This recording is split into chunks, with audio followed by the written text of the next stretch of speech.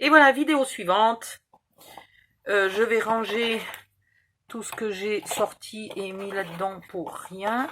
Donc moi j'ai envie de le faire parce que il va pas, je vais probablement pas le garder. Soit je le vends, soit je l'offre, on verra bien. Donc je vais faire la méthode calendrier de l'Avent discret qui éventuellement peut servir à mettre les encres. Voilà. Qu'est-ce que je voulais vous dire d'autre? Oui, j'ai oublié de vous dire un truc. Qu'est-ce qui vous empêche? Parce qu'un calendrier de l'Avent de cette taille-là, quand on habite dans un petit appartement, etc., et qu'on a malgré tout 2 ou 3 gosses, on n'a peut-être pas beaucoup de place.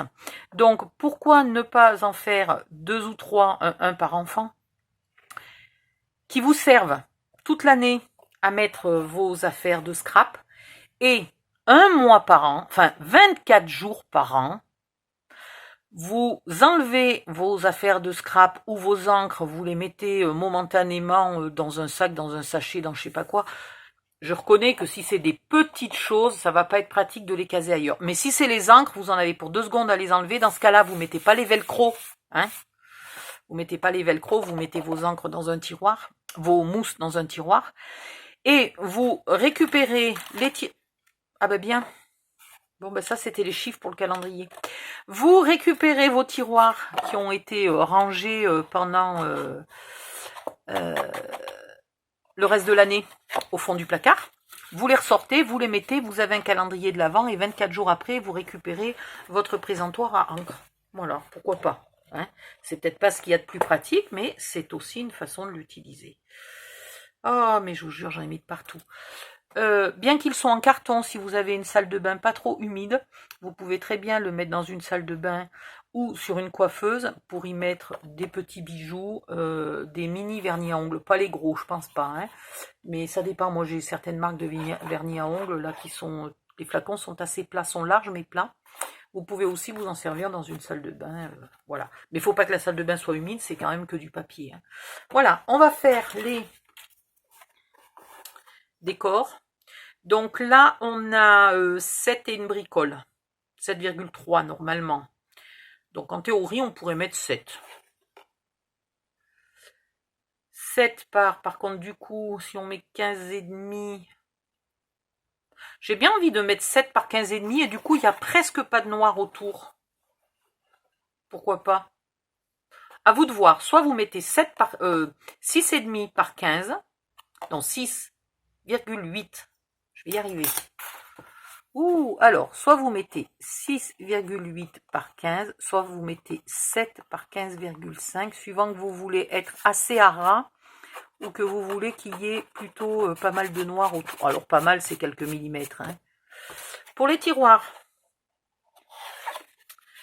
vous allez tous, intérieur, extérieur, tous les côtés. Donc là, on va mettre 6,5 par 7. Et là, on va mettre 2 par 7 et là 2 par 6,5. Et il en faut intérieur, extérieur, les mêmes dimensions, le tout multiplié par 24, vous allez voir, ça va vous calmer 5 minutes.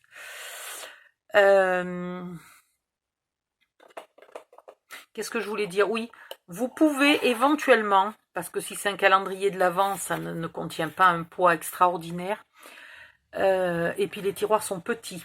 Donc vous pouvez éventuellement ne décorer que l'extérieur, et pour une fois je vous autorise tout à fait à vous épargner de décorer l'intérieur. Voilà. Ou alors à l'intérieur vous utilisez intérieur et extérieur, au lieu d'utiliser du papier de craft épais, pour une fois vous utilisez des deux côtés du papier de craft fin. Alors soit que l'extérieur en papier épais, soit l'intérieur et l'extérieur en papier fin. Voilà. Ici, si vous voulez décorer, vous faites du 1,5 par 14,5. Dessous et dessus, vous faites 14,5 par 14,5.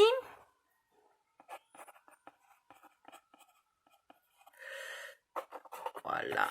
Alors du coup, je vous ai pas fait le plateau du dessus. J'hésite toujours. Je ne sais pas si je vous le fais ou pas. Parce que vu que j'ai fait le plateau tournant, je ne voudrais pas que vous le chargiez ici. En même temps, je suis presque sûre que vous allez y mettre au minimum ça. Voilà. Si vous y mettez vos encres, vous allez au minimum y mettre ça. Donc je vais peut-être faire... ouais, je ferai peut-être le tuto du plateau pour celles qui ne veulent y mettre que des encres.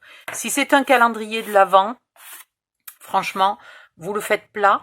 Et par contre, vous n'hésitez pas, si vous avez des jolis petits sujets en bois, vous pouvez faire un petit décor sur le dessus. Faites attention que votre décor soit visible de tous les côtés, soit joli de tous les sens. Hein.